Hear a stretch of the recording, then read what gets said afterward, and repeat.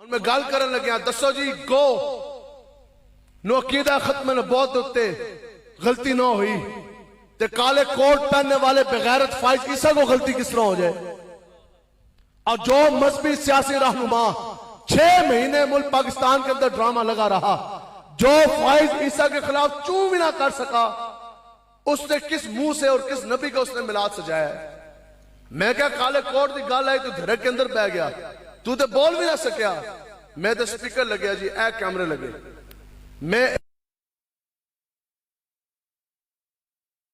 1000 से ज्यादा गालियां मैं फाइज ईसा को निकाल चुका हूं, ऑन भी जारी नहीं। सुप्रीम कोई ऐसी कुर्सी नहीं है, reserve inspector, line officer, M2 headquarter, ठीक है, स्टाफ अफसर, PSO, रीडर, कोई पुलिस के अंदर ऐसी कुर्सी नहीं जिसके ऊपर मेरी पोस्टिंग ना रही हो।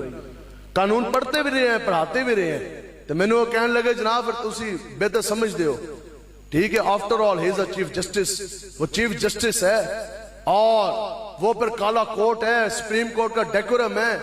और जनाब आप फिर इस तरह तुसी तुंदे हो तो फिर वेख लो। मैं कहा यार असि सारी चीजा वेखियां, सानू सारी ऐसी गल्लां तुहाडियां मनियां कि सुप्रीम कोर्ट है, डेकोरम है, काला कोट है, लेकिन सुन काले कोट से लाख बार गद्दारी हो सकती है, काली कमली से गद्दारी नहीं कर सकती।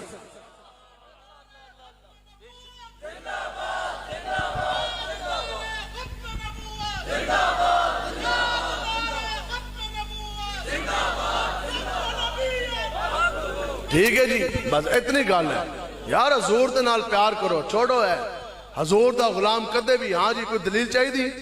हाँ, हजूर का नाम चुमन वास्ते किनू दलील चाहिए जी? प्यो कहंदा मेरा पुत्र है, मैं एक बारी चुमा 100 बारी चुमा। असि इतना नहीं कह सकते यार साडे नबी मालिक मुख्तार है, साड़ी मर्जी असि लाख बारी चुमी, असि करोड़ बारी चुमी।